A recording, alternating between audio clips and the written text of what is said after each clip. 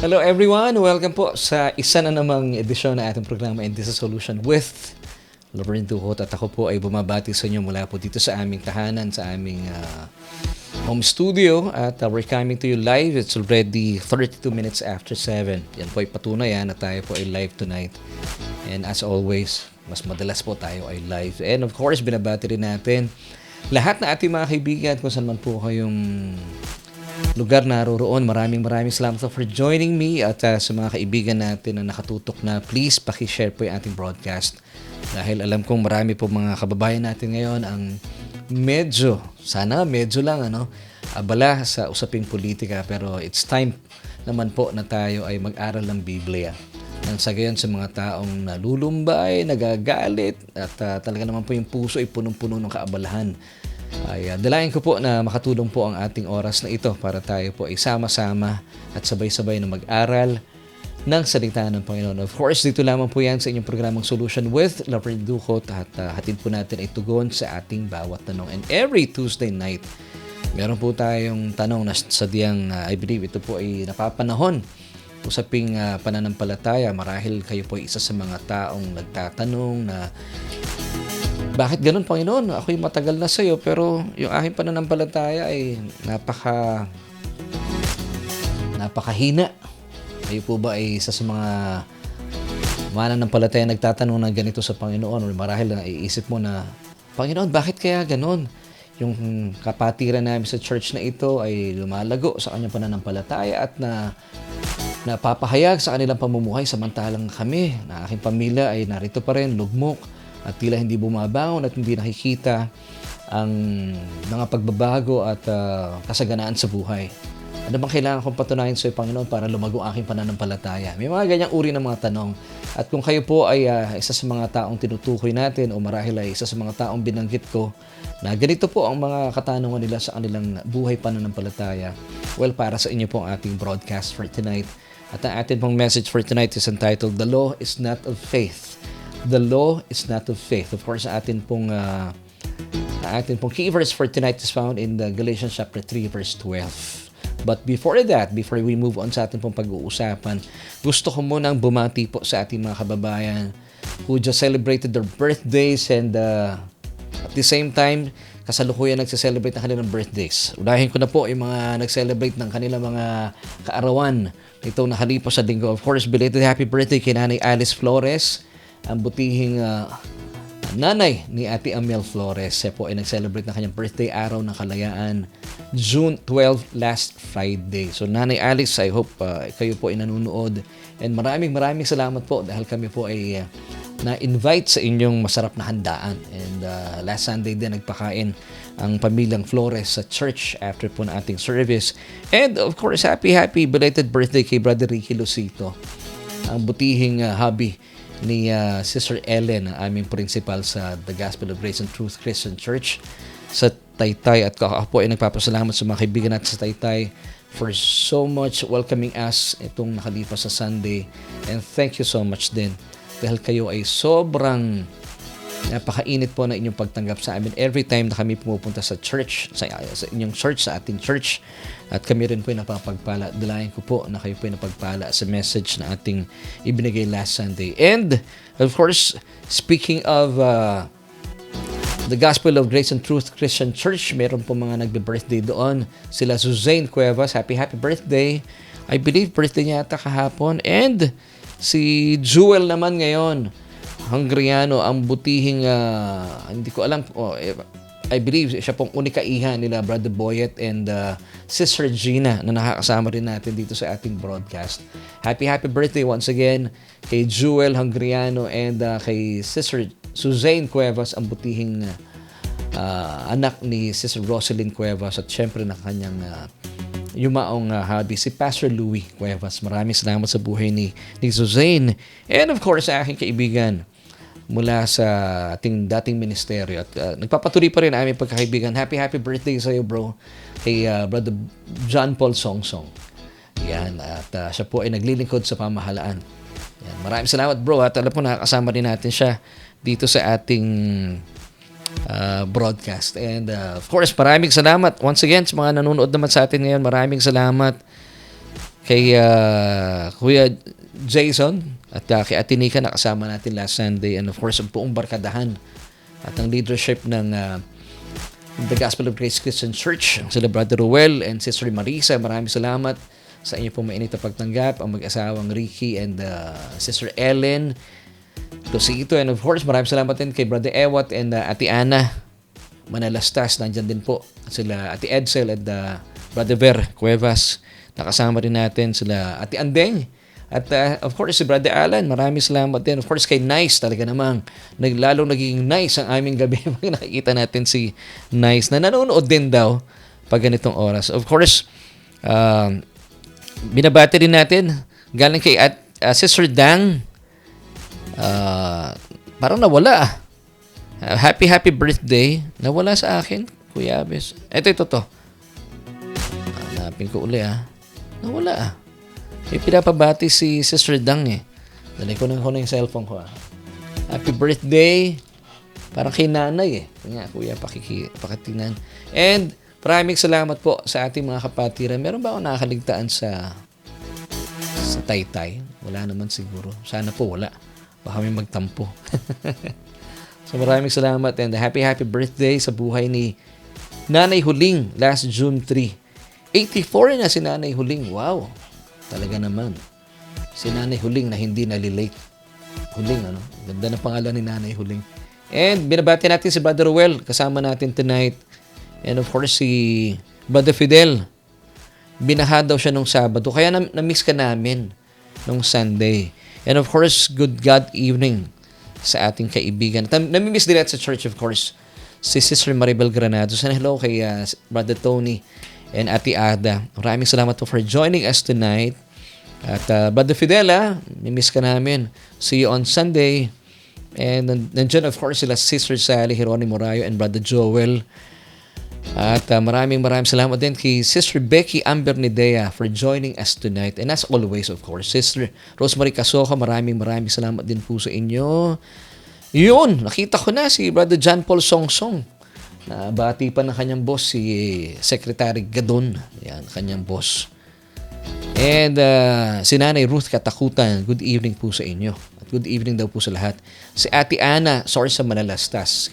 Hello din kay Brother Ewat na naka-jamming namin last Sunday sa aming masayang kwentuhan. Of course, Sister Gina and Brother Boyet Hungriano, maraming salamat for joining us tonight. Brother Ruel and Sister Marisa. Kasama rin natin Sister Gigi Cristobal Mendoza. And nandyan din, siyempre, di mawawala si Ate Andeng kasama si Nice, aming bunso sa church. Yon, si Pastor Miguel Chan Calma. Pastor, see you soon. See you soon. Excited na kami. Pero secret pa yon. Tayo lang nakakalam. Excited kami. Pastor, see you. And binabati rin natin ang ilan po sa ating mga kaibigan. Sister Marisa Remo Paganpan, of course. Nandiyan din si Ate Ellen Mateo Lucito, butihing wifey ni Brother Ricky, na nag-celebrate ng kanyang birthday last week. And sino pa ba? Nandito rin si Boss J Encarnacion at si Ate Nika. I believe kasama natin tonight. And Sister Janet Arbuyes. Kasama rin po natin sila si Kleng. Kleng, kumusta ka na Hindi ka na namin nakita sa church, miss ka na namin. Si Ate Jackie, of course. Hello kay Kuya Makoy. Si Ate Amiel, nanonood ngayon. Ate Amiel, sana narinig ni Nanay yung pagbati natin sa kanya. Happy 82nd birthday last June 12. At sa lahat po nagsiselebrate ng kanilang mga birthdays. Maraming salamat po for joining us tonight. At ang ganda po pag-uusapan natin. Ang title po natin ng message natin, The Law is Not of Faith. At ito po ay may kinalaman sa ating pananampalataya. So ano pang hinihintay natin? Tuloy-tuloy lang panonood. Dito yan sa inyong programa.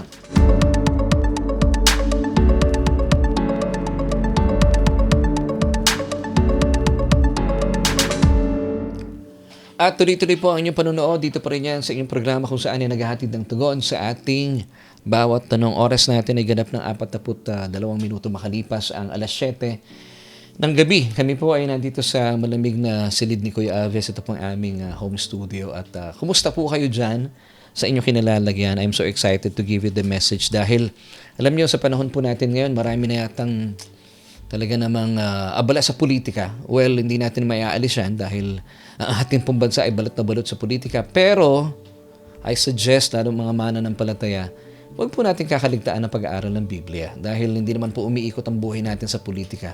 Because dapat ang politika umiikot sa buhay at sa pamagitan ng salita ng Panginoon, ang Biblia.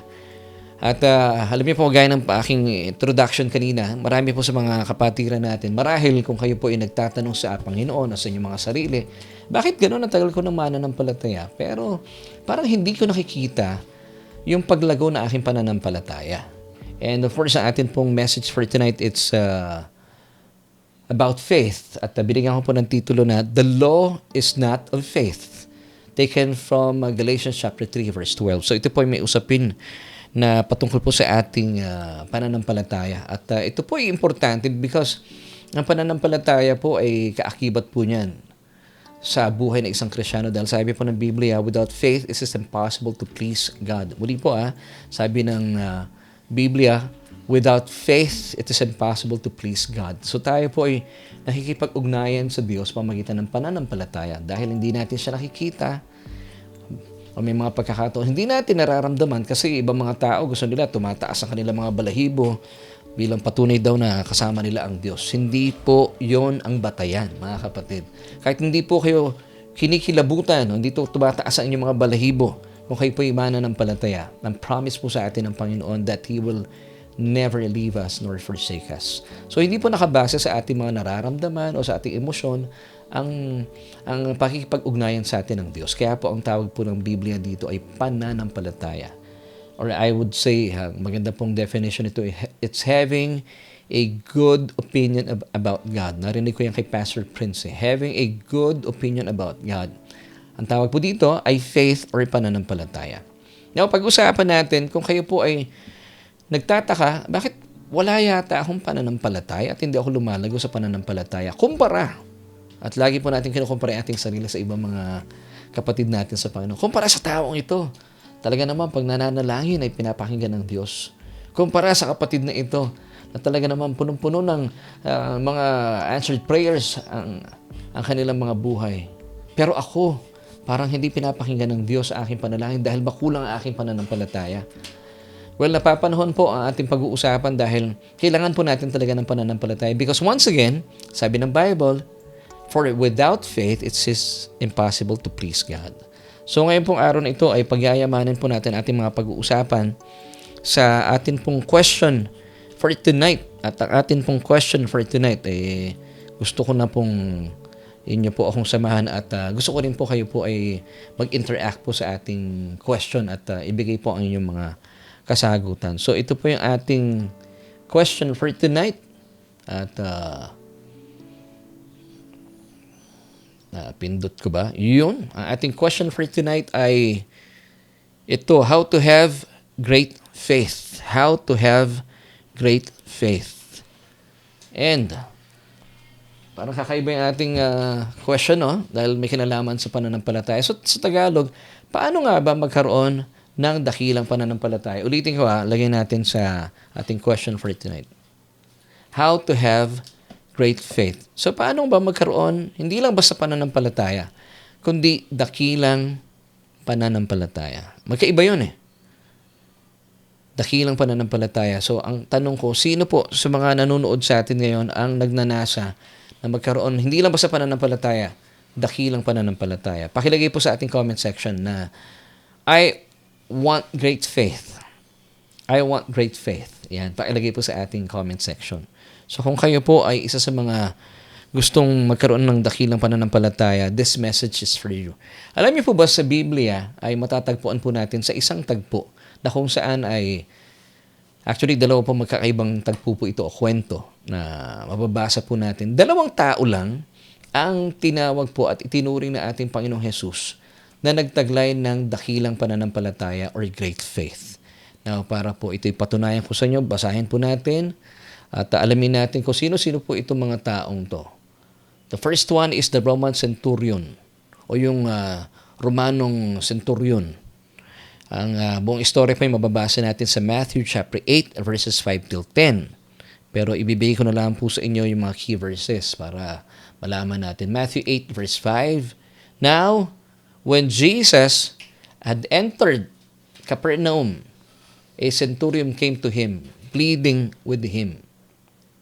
And of course, verse 10, tuloy na po natin. Dito tayo sa verse 10. Ito muna tayo sa verse 10. When Jesus heard it, he marveled and said to those who followed, assuredly. Parang iyan ba yun? Parang hindi yata yun. Ito yung tinutukoy natin dito, yung Roman centurion. Assuredly, I say to you, I have not found such great faith, not even in Israel. Now, that's a Roman centurion. Now, sino ikalawa? Yung ikalawa po ay yung Syrophoenician woman, isang Griegong babae. Yung kanya pong full story mababasa natin sa Mark chapter 7, verses 24 until 30. At ito po yung mga talata na papatunay. Mark chapter 6, verse 26. The woman was a Greek, a Syrophoenician by birth, and she kept asking him to cast the demon out of her daughter. At meron po itong parallel verse found in Matthew 15, verse 28. Then Jesus answered and said to her, O woman, great is your faith. Let it be to you as you desire. And her daughter was healed from the very hour. So, alamin po natin mula po sa tagpong ito, what was the common denominator to their great faith? Ano ba yung common denominator po ng dalawang tao ating binanggit? Well, kung titignan natin, parang wala eh. Kasi yung una, first, quick review, what was the first person? He was the Roman centurion. E di Romanong centurion, ibig sabihin may katungkulan sa kanilang pamahalaan. Una, lalaki. Yung isa, babae. So, hindi sila parehas. Yung isa, may katungkulan sa pamahalaan. Yung lalaking centurion, yung Romano. Yung babae naman, simpleng housewife. Walang katungkulan. Now, paano natin malalaman kung meron ba talaga silang pagkakahalintulad? At saan sila magkakatulad? Nagkakatulad lang sila nung sila po itinuring ng Panginoon at tinawag silang they have such great faith. Ang sarap, no? Isipin mo, sasabihin sa'yo ng Panginoong Jesus na ikaw ay merong dakilang pananampalataya at wala akong natagpuan na isa man sa Israel na merong dakilang pananampalataya na kagaya mo. And mind you, mga kapatid, na nakakalungkot po dito sa kwentong ito, hindi po natagpuan at wala pong nasabihan ng Panginoon sa 12 disipulo na nagtaglay ng great faith. So, bakit po kaya? Dapat itong 12, di ba? Ang sana man lang isa, dalawa o tatlo sa kanila ang sinabihan ng Panginoon na nagtaglay ng great faith. Pero wala po sa kanila yung tinuturing natin dalawang tao na itinuring ng Panginoong Jesus na nagtaglay ng great faith. Now, bakit po kaya wala doon sa 12 mga disipulo ng Panginoon? Bagaman, actually, ang Panginoon po meron tinatawag na inner circle. Yung lagi niya pong kasama. Sino-sino yon? Si John, si James, at saka si Peter. Yun ang kanyang inner circle. Before, I used to believe na, naku, baka sila yung, doon sa tatlo, meron dalawa doon na tinutukoy ng Panginoon at itinuring niyang nagtaglay ng great faith. Pero, sadly, hindi po talaga nakita ng Panginoon within sa 12 disipulo niya yung nagtaglay ng dakilang pananampalataya. So, alamin natin, ano yung revelation po dito? Paano po, at ano yung basihan ng Panginoon? Bakit itinuring itong dalawang taong ating binabanggit na nagtaglay ng great faith? At saan po sila nagkakahalintulad? Now, this is the answer. Sila po ay parehong hentil. At kung sila po ay hentil, hindi po sila mga Hudyo. So, ano po ibig sabihin natin dito? Na pag hentil, sa konteksto at hindi Hudyo, sila po ay walang kamuang-muang, walang kamalay-malay, walang kaalam-alam tungkol sa kautusan ni Moises. Uulitin ko po. Ano naman, Laverne, kung sila ay mga hentil at hindi mga Hudyo? Muli po yung binabanggit nating dalawang tao, yung Roman centurion at saka po yung Syrophoenician woman, yung Griego, kung bakit sila po ay itinuring at sinabihan ng Panginoon na sila lamang po ang natagpuan ng Panginoong Jesus sa buong Israel na nagtaglay ng dakilang pananampalataya. So ito po yung kanilang common denominator. They were both Gentiles. And since sila po ay Gentiles, hindi po sila mga Hudyo. At dahil sila po ay hindi mga Hudyo, Wala po silang kaalam-alam, wala silang kamuang-muang, at wala silang kamalay-malay tungkol po sa lumang kasunduan ng kautusan. At wala rin po silang alam tungkol sa 10 kautusan. Dahil ang 10 kautusan o ang lumang kasunduan ng kautusan ay sadyang inilaan lamang po para po sa mga Hudyo at hindi po para sa mga Hentil. Yung po ang totoo bagamat sa panahon natin sa ngayon, marami pong mga sambahan, ibinibigay po sa mga churches ang pag-aaral tungkol po sa lumang kasunduan ng kautusan. At marami pong mga churches today still living in the old law-keeping covenant. At marami rin po mga churches nowadays, ginagawa pa po nilang pag-aaral. Of course, maganda naman pag-aralan, pero kung ilalagay mo ang iyong sambahan sa lumang kasunduan ng kautusan at ibibigay mo pa rin ng 10 kautusan, hindi po talaga mananagumpay at hindi po talaga mananagana ang pananampalataya ng taong yan. Because according to Galatians chapter 3 verse 12, the law is not of faith. Or I should say, the law is the opposite of faith. Pwedeng ganon.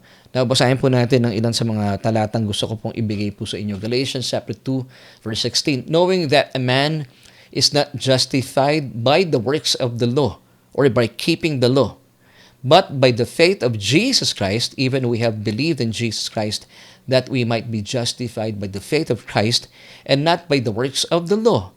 For by the works of the law shall no flesh be justified. Sundan pa po natin ating key verse for tonight, Galatians chapter 3 verse 12. Yet the law is not of faith. Malinaw po ito The law is not of faith, but the man who does them shall live by them. Tuloy po natin, Romans 4:14. For if those who are of the law are heirs o mga tagapagmana, faith is made void and the promise made of no effect. So yun ang sagot. Kaya po pala, ang isang mananampalataya, kahit po anong gawin niya, at hindi po niya natatagpuan ang kanyang sarili na nananagana sa kanyang buhay at nananagumpay.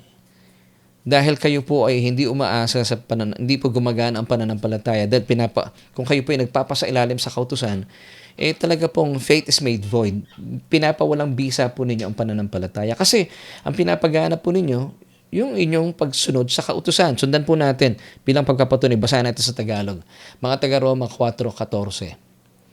Kung ang pangako ay ipinagkaloob lamang sa mga sumusunod sa kautusan, walang saysay ang pananampalataya ng tao at walang kabuluhan ang pangako ng Diyos. Ganon po kalinaw. Mga kapatid, ulitin natin, basahin natin kung ang pangako ay ipinagkaloob lamang sa mga sumusunod sa kautusan, walang saysay ang pananampalataya ng tao at walang kabuluhan ang pangako ng Diyos. So, kung kayo po, sa tingin niyo, for example, ito po yung magandang explanation dito. Halimbawa, ang pakiramdam mo at ang paniniwala mo sa Diyos, Lord, sumusunod ako sa iyo, aga kong dumating sa church. Dapat, I'm entitled for a blessing. Now, nilalagay mo yung sarili mo sa kautusan. So parang sinasabi mo, actually hindi parang sinasabi mo sa Panginoon, dahil sumunod ako sa iyo at ako ay talaga namang ginagawa ko ang lahat para pasayahin ka. Dapat naman, bless me. Now, faith is made void. Nawawala po ng kabuluhan ng pananampalataya. Kaya hindi po kayo talaga mananagumpay at hindi po ninyo mararanasan ang nananaga ng biyaya ng Panginoon. Bakit mo kakailanganin ng biyaya? Umaasa ka sa iyong lakas. That's the point. Kaya po marami mananampalataya sa ngayon ay umaasa na lang sa kanilang mga sariling gawa. Total, ang pakiramdam nila, kahit naman anong panalangin gawin ko, hindi ako pinapakinggan ng Panginoon. Well, kapatid, hindi ka pinapakinggan ng Panginoon. Kaya lang, hindi mo binibigyan ng pagkakataon ng Panginoon na kumilos sa iyong buhay dahil umaasa ka sa iyong sariling lakas. Because ang law po, ang covenant ng Old Law-Keeping Covenant is based on man's performance. So, hindi po talaga ninyo mararanasan ang yaman ng biyaya ng Panginoon kung kayo po ay nagpapasailalim sa kautusan. Actually, ang isang mananampalataya na nagpapasailalim po sa kautusan, mararanasan nyo po ang requirements ng kautusan. Dapat po, stop din ninyo talaga perfectly for you to be blessed. Pero pag hindi po kayo nakasunod, may kaakibat po itong sumpa na hindi po talaga maganda. So ano pong point natin? Ano pong sinasabi ng Biblia? Dapat kapag tayo po ay meron pong ipinapanalangin sa Panginoon, huwag kang umasa sa iyong pananampalataya. Sabi ng mga talatang binasa natin kanina, o yung talatang binasa natin kanina, umasa tayo sa pananampalataya ng ating Panginoon. Na sadyang hindi po nagka-fluctuate. Ang pananampalataya ng Panginoon po ay constant. hindi nagbabago. Pero yung sa atin, huwag kang aasa sa pananampalataya mo. At meron din pong mga kapatiran sa ngayon na wala naman po masama magpa-pray, no? Pero sa church po namin, akin pong ina-encourage po yung ating mga churchmates. Sinasabi ko sa kanila, pag meron kayong mga prayer request, hindi nyo na kailangan pang padaanin sa akin. Dahil meron po mga kapatiran sa ngayon, bakit ibinibigay yung mga request nila sa kanilang mga pastor? They have this wrong believing na akala nila, ay, papakinggan si pastor kasi pastor yan eh. Hindi po. Tayo po mga mananampalataya, nasa atin ang banal na spirito, kaya po tayo, or nasa atin po ang Panginoon Hesukristo, kaya po tayo anointed because the anointed one ay indwelling our born again spirit. Kaya po, tayo po ay bilang mga mananampalataya, inangkin po natin ang kaloob na katuwiran na ating Panginoong Jesus. And that's why, lahat po na ating mga panalangin ay diringgin ng Diyos sa ngalan ni Kristo at sa pangunguna ng banal na spirito. Because sabi nga po ng Biblia, the prayer of a righteous person availeth much. Sino ba yung righteous person? Ikaw yon bilang mananampalataya. So ngayon, dapat magkaroon na po tayo ng tinatawag na metanoia or mag-repent tayo, change of mind. So tayo po ay pinapakinggan ng Diyos, hindi po dahil sa kung anong meron tayong nagawa. Pag yun po ang mindset po ninyo, magbabalik po kayo sa kautusan. And then, kung yun pong inaasahan ninyo, parang pakiramdam nyo, may ginawa ko kay Lord eh. Matagal ako nag-pray, so dapat pakinggan nyo yung panalangin ko. Faith is made void. Yun po ibig sabihin ng Galatians 3:12. Kaya po maraming mananampalataya, hindi po nila nakikita ang paglago nila sa pananampalataya. So paano po tayo nagkakaroon ng pananampalataya? Hindi po sa pagbibigay ng Diyos ang problema dahil hindi po nagbibigay ng problema ang Diyos. Bagaman, ang problema po, pangkaraniwan ito po ay bunga ng ating mga maling pagpapasya. Ginagamit din po iyan ng Diyos. Pero ang pangunahin pong sistema ng Diyos para tayo po ay lumago sa ating pananampalataya ay sa pamamagitan po ng pakikinig at pakikinig ng salita ng Panginoon. Gaya na ginagawa po natin sa ngayon. Ayon po sa Romans chapter 10 verse 17. So faith comes from hearing and hearing through the word of Christ. Amen. Dahil mga kapatid, susugan ko lang po yung ating pinag-uusapan. Sa totoo lang, ang kautusan po talaga ay uniquely and exclusively given to the Jewish people. Hindi po tayo mga Hudyo. Kaya nga po yung dalawang tauhan natin sa kwento, yung Roman centurion, diba? Muli po siya po ay tinawag ng Panginoong Jesus na nagtaglay ng great faith. And of course, yung the Syrophoenician woman, ganun din, itinuring siya. At sabi nga ng Panginoong Jesus sa dalawang ito, wala ako nakita sa buong Israel. Maging yung mga Pariseo, hindi po niya nakitaan ang dakilang pananampalataya. At yung 12 disipulo, why?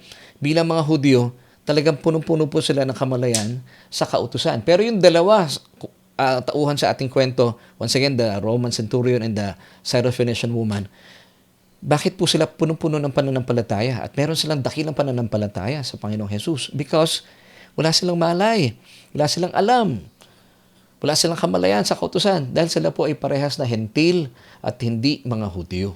Wow! So yun ang dahilan.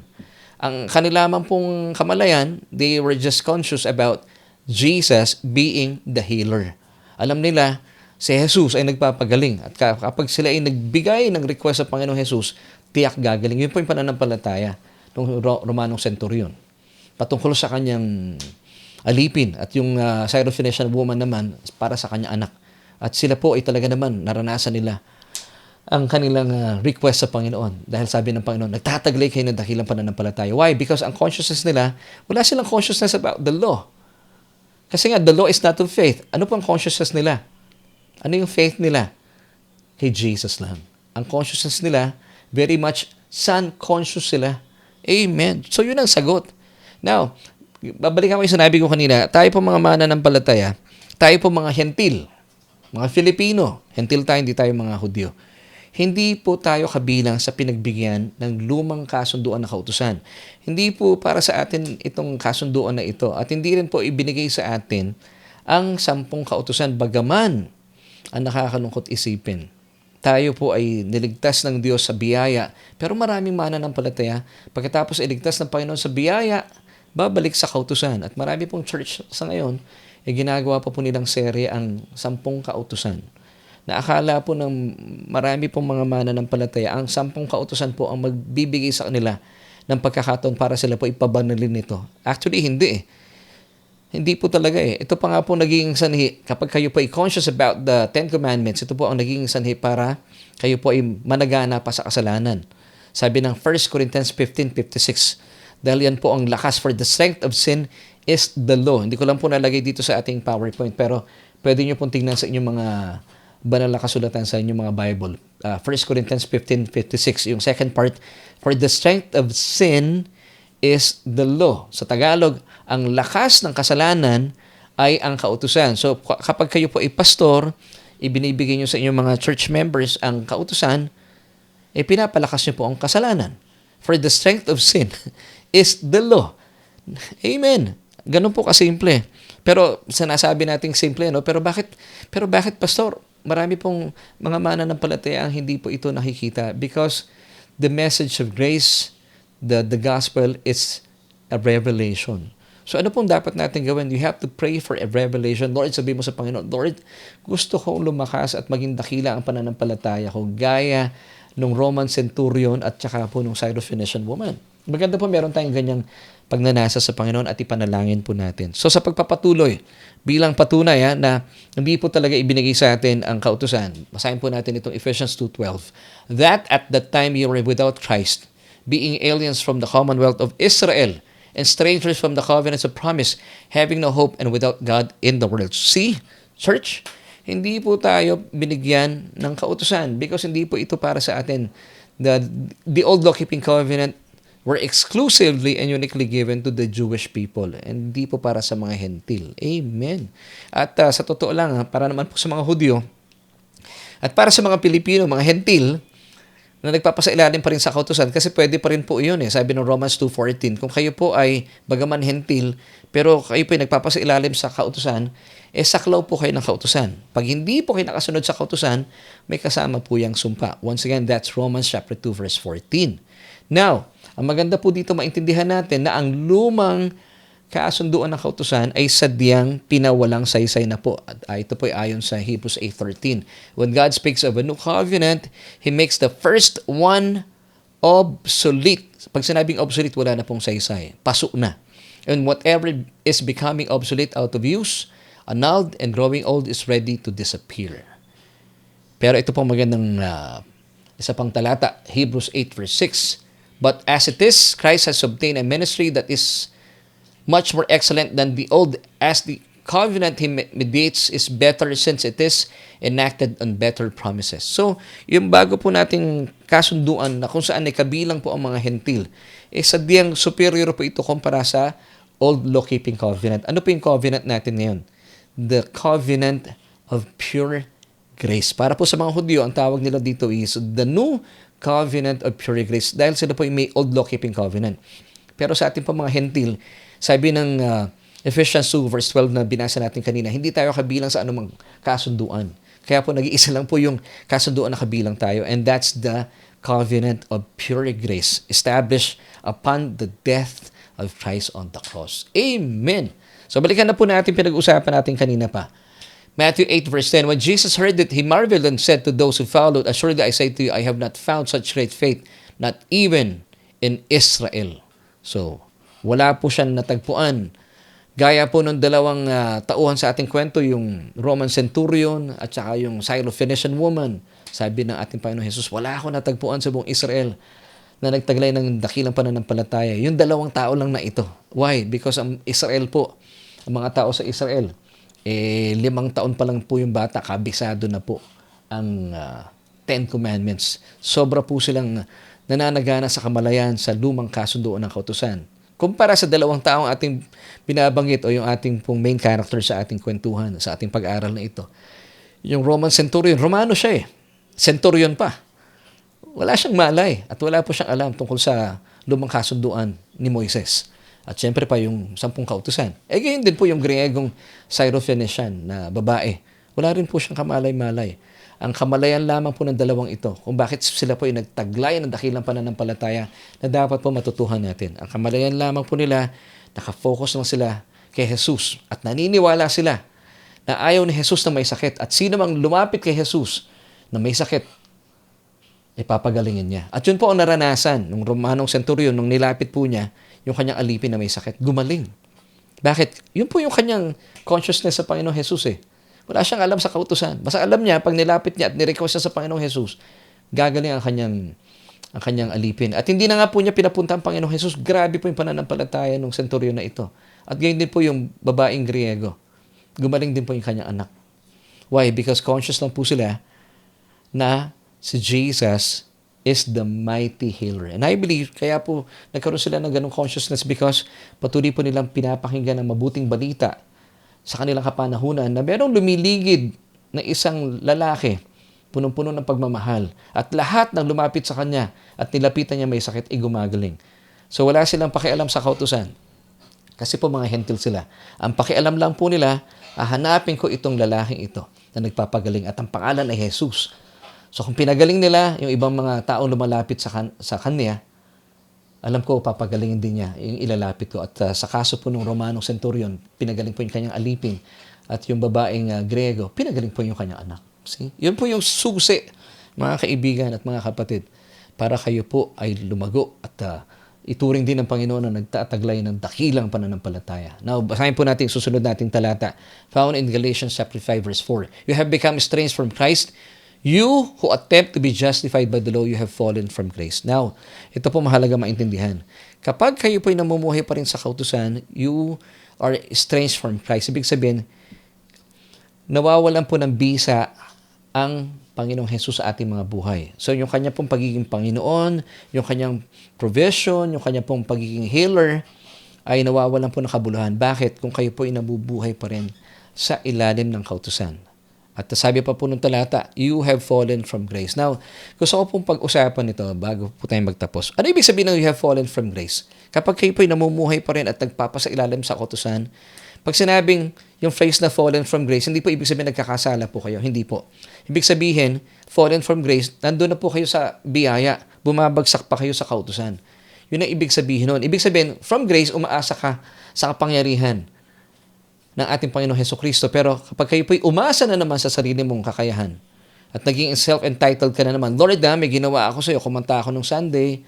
Lord, nagbibigay ako sa gawain mo. Lord, ganito, ganyan ha. Maaga ako sa church. You have fallen from grace because umaasa ka na naman sa iyong sariling lakas. And that's being under the law. Why? Because the old law-keeping covenant is based on man's performance.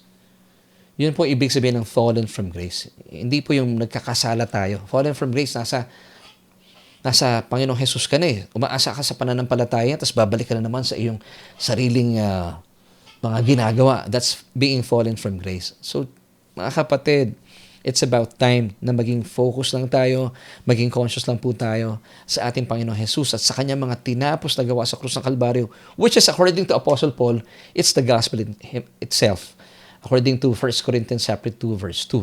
Di ba sabi niya, for I decided to know nothing among you except Jesus Christ and Him crucified.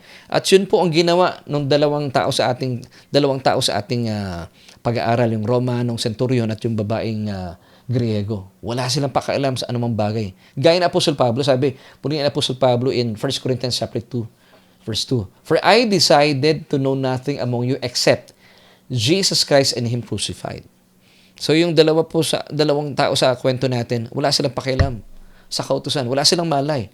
Ang kamalayan lamang po nila si Hesukristo at naniniwala sila na lahat ng lalapit sa Panginoong Hesukristo, papagalingin niya. So kung kayo po ay may sakit, huwag kayong umasa sa inyong mga sariling lakas o sa sariling kabutihan. That's being under the law. Hindi po ninyo mararanasan ang tugon ng Panginoon sa inyong mga buhay because pinapawalang bisa niyo po ang kapangyarihan ni Kristo. At kayo po'y nalalaglag mula sa biyaya patungo na naman sa kautusan. May kaakibat pong sumpa yan. Pero gayahin po natin yung Syrophoenician woman at saka yung Roman centurion. Focus lang tayo. Maging conscious lang tayo sa ating Panginoon at sa kanyang mga tinapos na gawa sa krus ng Kalbaryo. At sa kanyang mga tinapos sa krus ng Kalbaryo, kabilang po dito ang kalusugan, ang kagalingan mula sa lahat ng ating sakit at karamdaman, and even po ang mga probisyon sa lahat ng ating pangailangan. At kapag kayo po, ganun po ang inyong panuntunan sa inyong buhay, alam niyo nakikita ka ng Diyos at tinuturing ka rin niyang, nako, itong anak kong ito, nagtataglay din ng dakilang pananampalataya. Amen. So, sa atin pong pagpapatuloy, sagutin na po natin ating question once again. How to have great faith. At ito po yung ating solution for tonight. Expose yourself to our Lord Jesus, and the more you are conscious about Him, about His love for you and what He has done for you at the cross, the more faith arises in your heart. This is great faith. Ay, pakita ko lang po hindi ko pala napakita sa inyo. Once again, basahin natin from the top. Expose yourself, and this is our solution. Expose yourself to our Lord Jesus Christ, and the more you are conscious about Him, His love for you, and what He has done for you at the cross, the more faith arises in your heart. And this is great faith, according to our Lord Jesus Christ. John 1:17. For the law was given through Moses, but grace and truth came through Jesus Christ. Now, ito po may nagtanong sa atin dito, pero paano yan? May alam na tayo sa kautusan. Well, totoo yun. Alam mo naman ang kautusan. Pero tayo po bilang mga mananampalataya, tayo po, nung namatay po ating Panginoon Hesukristo, tinapos na po niya ang kautusan. According to Hebrews chapter 8, verse 13. Kaya po ang kautusan, ang lumang kasunduan ng kautusan, gaya po na binasa natin kanina, paso na po yun. Ibig sabihin, wala na po itong saysay. So tayo po, through the finished work of Christ on the cross, through His death on the cross, wala na po tayo dapat sa lumang kasunduan dahil naitatag na po sa kamatayan ng ating Panginoon Hesukristo sa pamagitan ng kanyang dugo. Di ba? Ang dugo po kailangan sa kasunduan . Sa pamagitan po ng kanyang dugo ay naitatag na po yung tinatawag na bagong kasunduan ng purong biyaya. So wala na po tayo sa lumang kasunduan ng kautusan. Nasa purong biyaya na po tayo. At sa ilalim po ng purong biyaya, kasunduan ng purong biyaya, ang nagpapatakbo na po sa atin ang buhay natin, hindi na po yung kautusan, kundi ang banal na Espiritu. Kasi kung kayo po ay namumuhay pa rin sa kautusan, kaya po na binasa natin kanina, wala na pong saysay ang pananampalataya. Ba't mo pa kakailangan ng pananampalataya kung sumusunod ka naman pala sa kautusan at doon mo binabase ang blessings mo? So hindi mo na kailangan ng pananampalataya. Kaya sabi po na binasa natin kanina, faith is made void. Nawawala na po ng kabuluhan ng pananampalataya. Pero tayo po, gaya ng Romanong centurion at ng babaeng Griego, ang kanila pong consciousness. This is being under grace, mga kapatid. Ang consciousness mo lang, wala sa sarili mo. Hindi tayo self-centered because tayo po ngayon ay Christ-centered. Tayo po tumatanggap ng biyaya sa Panginoon, believing that Jesus fulfilled every law and every will of the Father at the cross. And that's why we are forevermore blessed, greatly blessed, and highly favored. So I hope nasagot ko po yung tanong ninyo. At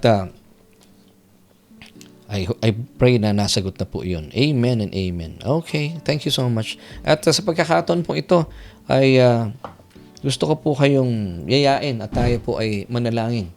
Kung kayo po ay wala pang relasyon sa ating Panginoon Hesukristo, mainam po ay maranasan niyo po ang isang buhay na ganap at kasaya-saya. Ito po yung promise niya sa atin in John 10 verse 10.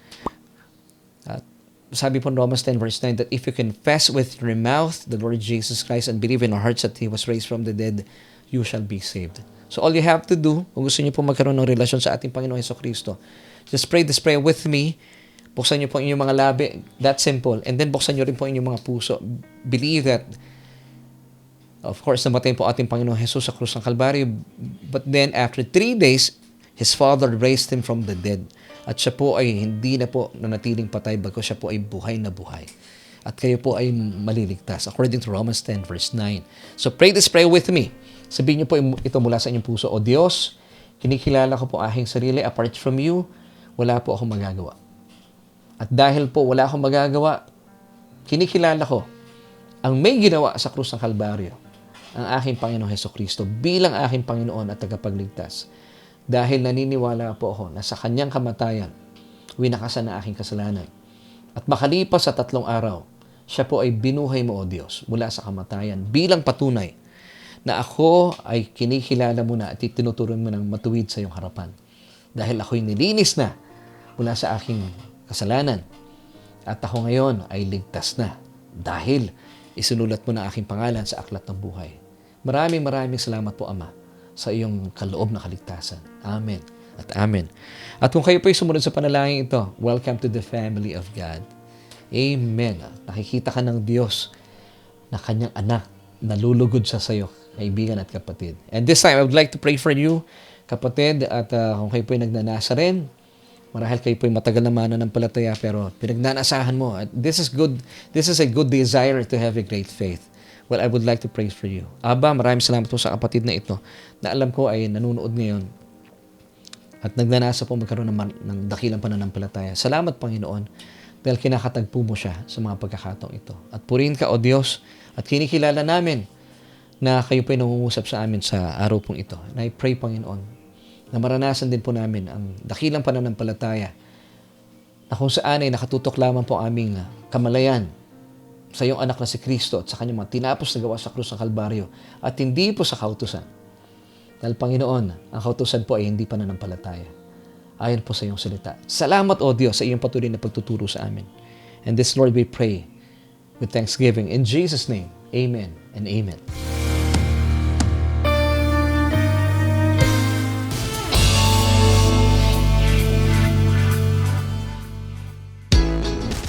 At tayo po ay nagbabalik dito sa ating programa, and this is Solution with Laverne Ducot. And of course, maraming salamat po sa mga kaibigan natin sa TikTok. Sila po ay nanonood. Si Rick the Beloved, maraming salamat po for joining us tonight. Siguro yung mga tao wala na sa Facebook Live, no? Nasa TikTok na. Marami na rin po sila. And of course, binabati rin natin si Sister Cheche, bago nating kaibigan. Sa TikTok, hello po. Maraming salamat po for joining us. And si... Anong pronunciation din eh? Snow. Siguro. Si Snow ang nagtanong. Yan. At taga saan po kayo? Yan gusto namin malaman. At maraming salamat po sa inyong pagsama sa amin tonight. At dalangin ko kasi na yung pong ating pag-aaral na ito ay lalo po tayong lumago kasi ang problema na maraming pananampalataya eh. Pero yung pananampalataya po talaga, wala sa kautusan. Kapag kayo po ay nakatutok pa rin at nandun sa kautusan at lagi nyong kino-compare ang inyong mga sarili sa ibang tao, hindi po pananampalataya, lalo kayong lulugmok. Now, ang pananampalataya po, umangkas tayo sa pananampalataya ni Kristo. Gaya po nung ginawa nung dalawang tauhan sa ating kwento, yung, once again, sino-sino po sila, yung the Roman centurion and the Syrophoenician woman. At kapag tayo po ay conscious lang kay Jesus, hindi po sa kautusan, lumalago po yung ating pananampalataya. Bakit, Pastor? Because, sabi nga ng Galatians 3:12, the law is not of faith. Kung kayo po palagi na lang nasa kautusan, nagpapasailalim kayo, hindi nyo po mararanasan talaga ang pag-unlad, ang kasaganaan sa pananampalataya. Amen. And I pray na nakatulong po itong ating mga pag-uusap. And of course, maraming salamat sa ating mga kaibigan. Gusto mo nang batiin si Kuya Makoy. Thank you. Thank you din, Kuya Makoy, for joining us tonight. At si Brother Fidel. And sino pa bang mga kasama natin? Basahin ko na. Marami pa ako mga oras eh. Salamat kay... oo nga, milestone natin, no? Sabi ni Brother Joel Rayo, ano nga ba yung milestone natin? Alam nyo, na parangalan na naman po yung ating church, nakakatuwa. Na sa mga... Anong tawag doon? Nagpo-podcast, ano? Number 6 sa Qatar. Sa buong Qatar na nagpo-podcast. Isa yon sa mga milestone natin. Pero meron pa isang nagbigay po sa atin ng parangal din eh. Christian Churches Podcast. Number 6 din po tayo. Sa buong mundo ba yun? Buong Philippines. Grabe, no? Grabe pananampalataya ko buong mundo. Buong Philippines. Number 6 po yung church natin. Praise God. Maraming salamat sa Panginoon. At sa mga naghahanap po ng church, kung kayo po ay malapit lang sa Karatig po at malapit sa Las Piñas, marahil taga Cavite po kayo, taga Laguna, malayo na yun, no? Taga Muntinlupa, taga Sukat, Bacoor. Ang church po natin, Solution Grace Church, ay matatagpuan sa unit, ano nga bang unit tayo? 114, Tia Maria Sarao Building, CV Star Avenue, Pamplona 2, Las Piñas City.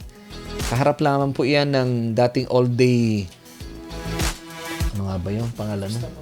Vista Mall Las Piñas. So join us every Sunday. And binabati natin si Nanay Medi Remo. Thank you po for joining us tonight. Kay Ate Jackie, sabi nga, Amen, just focus on Jesus and His finished work on the cross.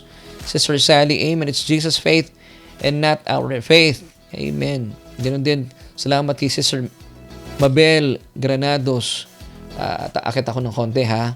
Marami pang bumati sa atin. Si Brother Mon Santos, kasama ko ito sa Papuri Batch 8. Maraming salamat for watching. Yan, si Brother Alan kasama natin.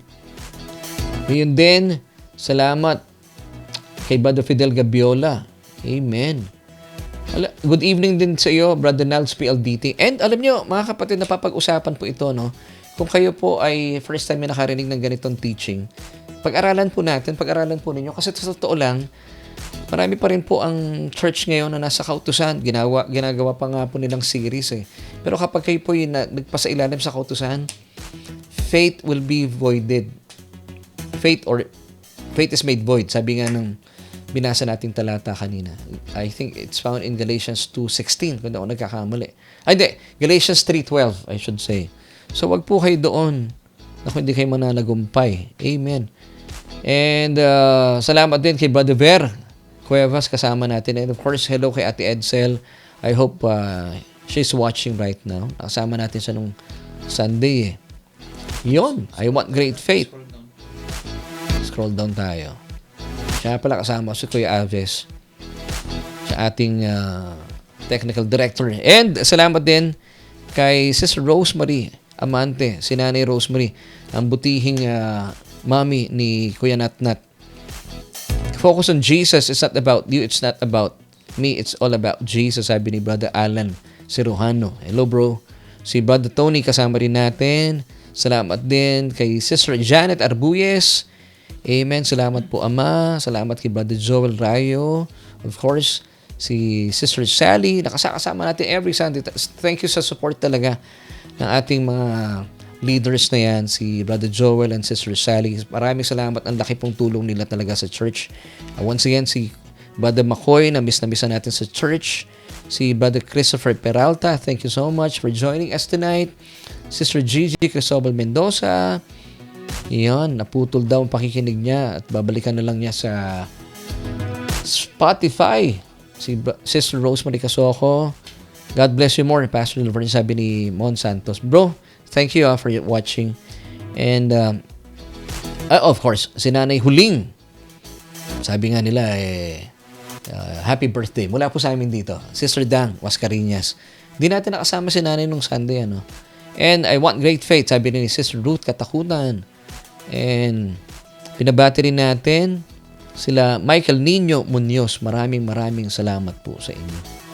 Marami ba ako nakalimutan, Ma? Ano sinasabi ni Mami? Muli, batiin ko lang yung mga may birthday. Batiin natin may birthday. Happy birthday kay John Paul Songsong. Bro, happy birthday. Belated happy birthday kay Brother Ricky Losito. And of course, si Nanay Alice Flores, ang butihing nanay ni Ate Amiel. And happy birthday kay Jewel Hungriano, ang butihing unika iha nila Sister Gina and Brother Boyet.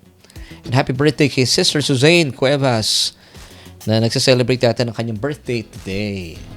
Amen. So, may nakalimutan pa ba tayo? Maraming salamat kay Sister Rose.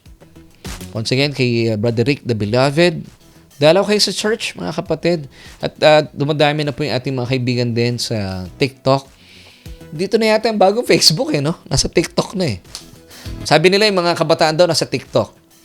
So, sino yung mga nasa Facebook Live? Mga kabataan pa rin. And of course, sa ngalan po na aking buong pamilya, salamat kay Kuya Aves na kasama ko dito sa kwarto. Nakikikwarto ako sa kanyang studio. Salamat din kay Ate Arian, kay Mami Jo, at sa aming pong pamilya. Nagpapasalamat po kami sa inyong patuloy na pagsuporta. At nais ko pong iwan sa inyo bilang pagtatapos ang 3 John chapter 1, verse 2, Beloved, I wish above all things that you may prosper and be in health, even as your soul prospers. Bye!